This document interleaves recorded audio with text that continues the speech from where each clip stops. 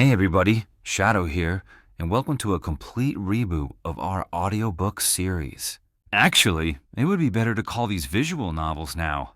Our original audiobook series was well received, but not really bringing in the attention or engagement we wanted. So we thought we'd take some time to make the experience a bit more interesting. We started by hiring our artist, Gable. Give her a follow on TikTok to make some sprite art. If you've already been keeping up with our audiobook series, this chapter is the exact same as the original Chapter 1, with the same narration and everything, but with new pictures, new sprites, text box, and just a bunch of things to make the experience more engaging. This is a fan fiction by Not the Weirdest. Send them some love with the link in the description. The continuation of this series is dependent on how much you guys like it, so drop a like, a sub if you haven't, What the hell was that? Did you guys see that? Okay, let's get started.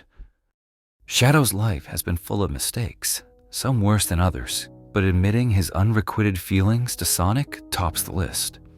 He spent the better part of a decade ruminating on his regret and hiding from feelings he couldn't bear to face. He never thought he'd see Sonic again, and he told himself that was for the best. Until now, at the bequest of his former rival, and in an attempt to finally get closure, Shadow has returned to Central City. The reason? Sonic the Hedgehog is marrying Amy Rose, and Shadow is invited.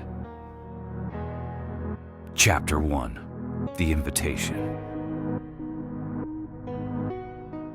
Shadow was tired, not physically. His genetics were such that it was unusual for his stamina to be phased in the slightest.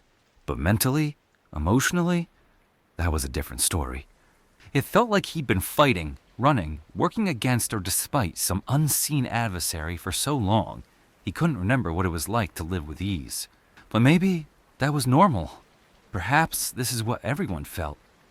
Maybe this was just life. Shadow sighed heavily at the thought, and reached down to snag the small stack of mail from the base of his apartment door. He slotted his key in the lock, mind continuing to wander. He knew for some that the monotony of a lackluster career would numb minds and smother spirits. But he worked for Gunn. His days weren't spent behind a desk, or at least not solely. Instead, he traveled the globe, using his unique abilities and skills to safeguard the world and all its peoples. He'd had more adventures and adrenaline rushes than he could count. It should be enough. He should feel fulfilled. He should be happy. So why did he feel so empty?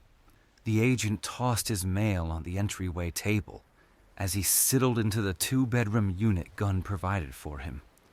It was open and relatively spacious, considering what few options there were in the center of Station Square, with true brick facade and old paned windows that sometimes frosted on the inside during the winter months. The space brimmed with natural light during the day, feeding his assortment of plants and basking his favorite reading chair in warmth.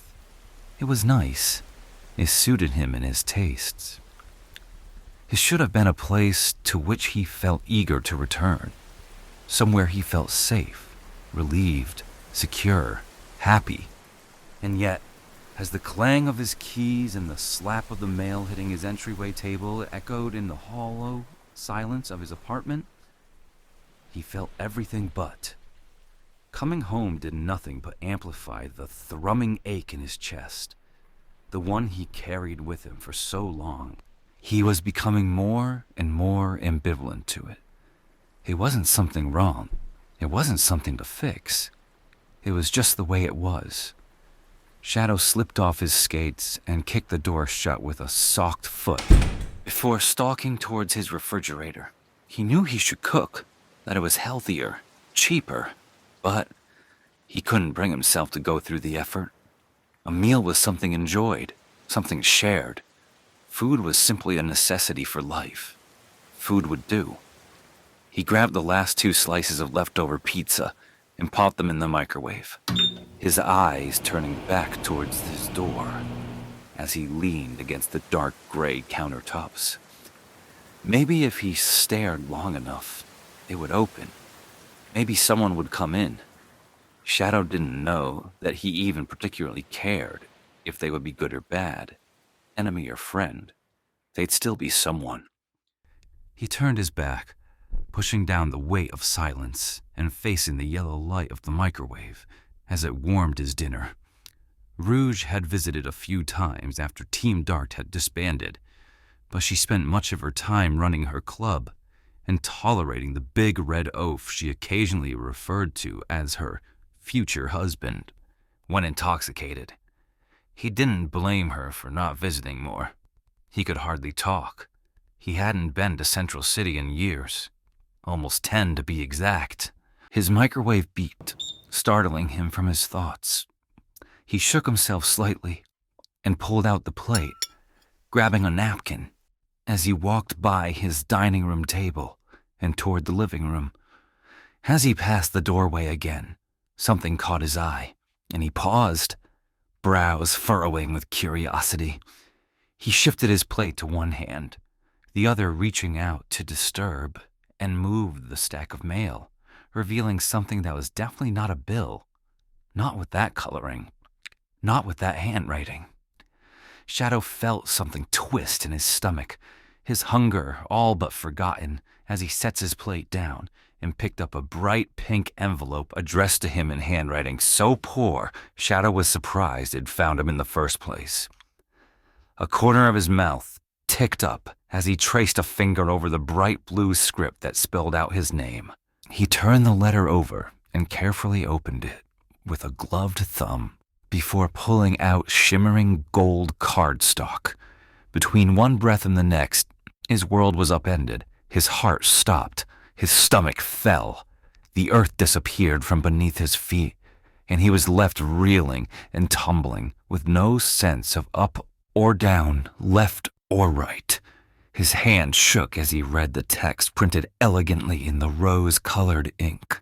Shadow the Hedgehog, you are invited to celebrate the wedding of Amy Rose and Sonic the Hedgehog. Saturday, October 10th at 4:30 p.m. in Central City, Botanical Gardens. Formal attire is encouraged. Reception to follow. Shadow swallowed hard against rising bile. He felt sick. The 10th was less than a week away. Why? Why would Sonic send this? They hadn't spoken since...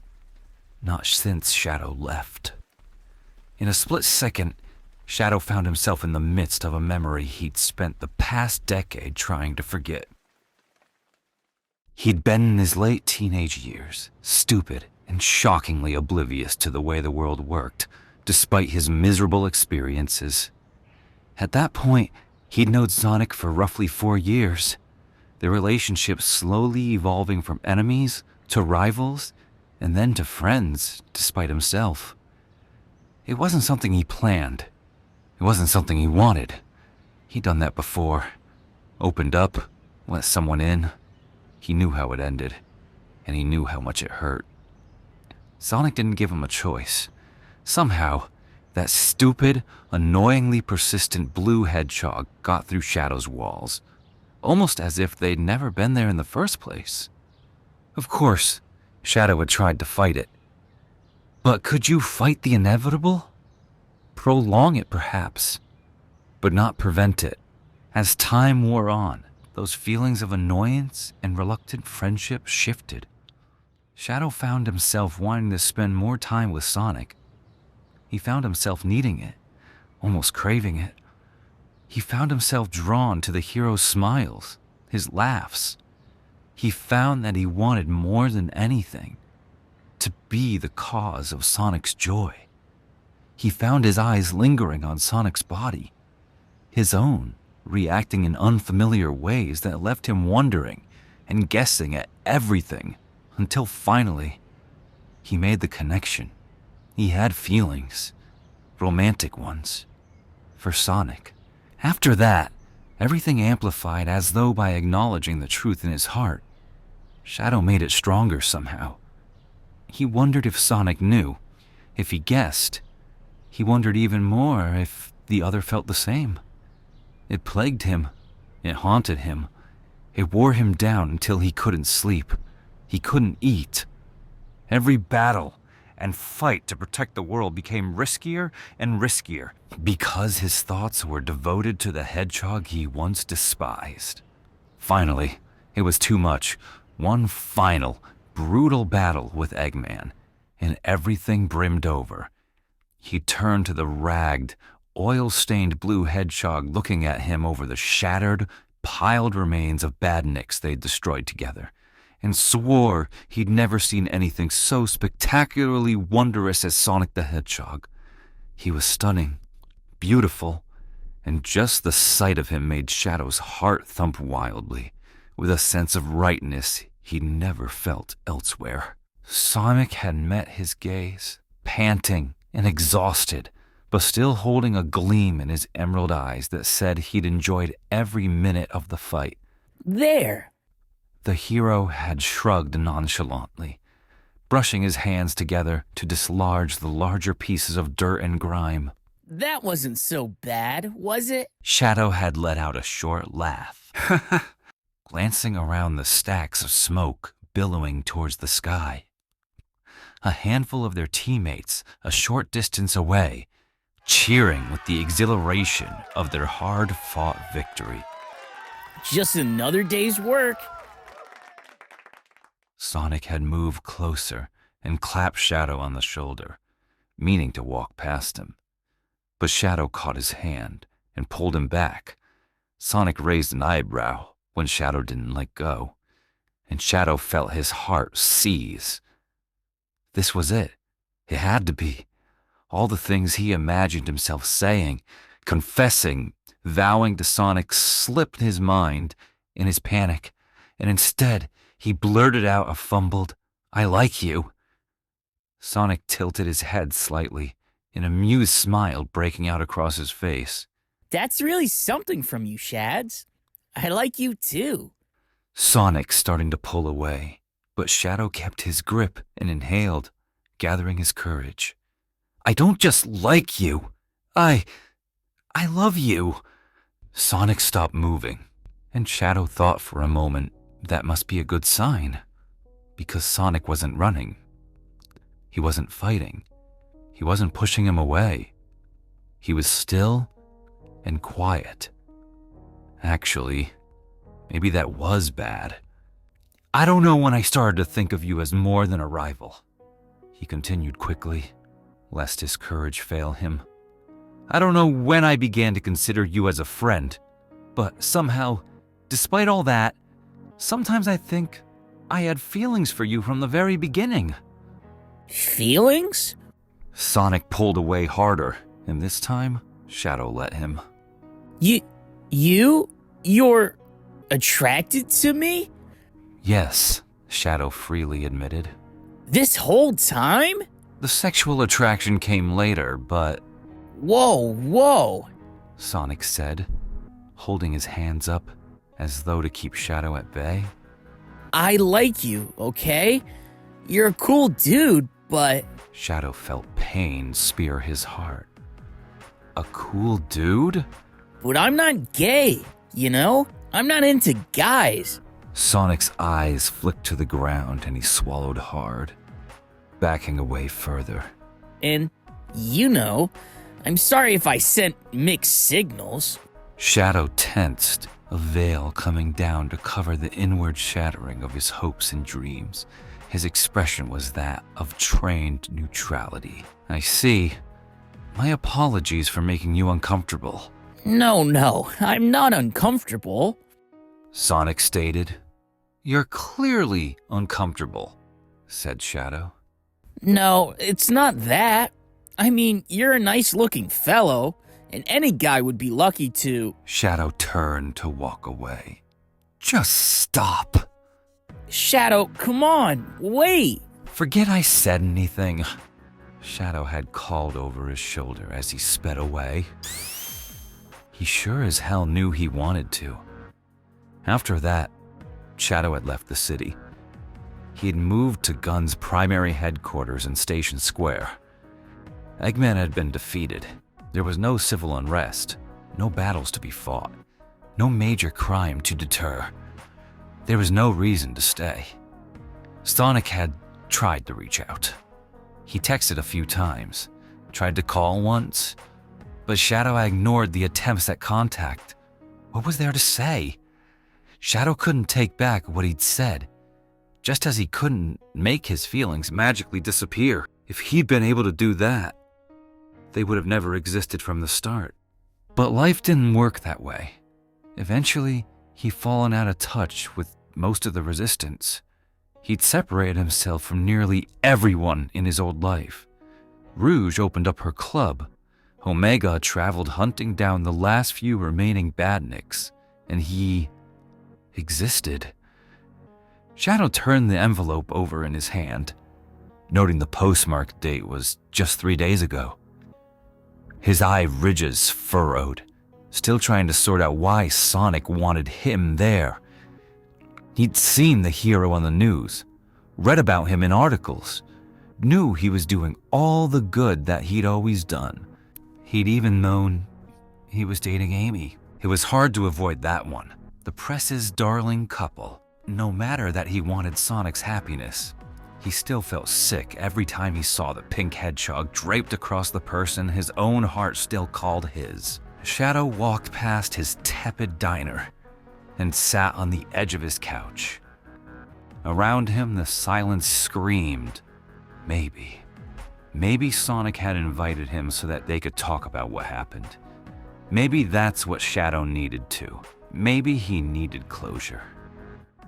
Maybe if he was fully able to heal, maybe he could find someone else. Maybe there could be someone else to make his heart swell with love. Maybe there could be a reason to cook, a reason to share, a reason to come home. Shadow set the letter down and pulled his phone from his quills, mind made up.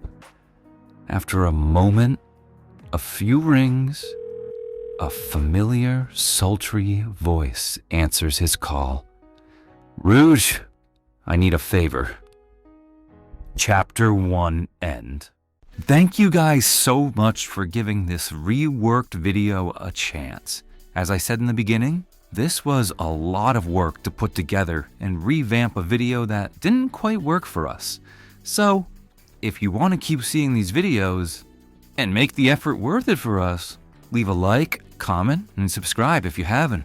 The goal is to finish the first 3 chapters that we started, which you could still check out now, but as these videos release, those original videos will be set to private, so enjoy them while you can. We still have to work on Rouge sprites and other characters before we release the next video, so it might be a while, but that'll give us enough time to see how you guys react to this kind of content. Thank you guys so much, and we'll see you next time.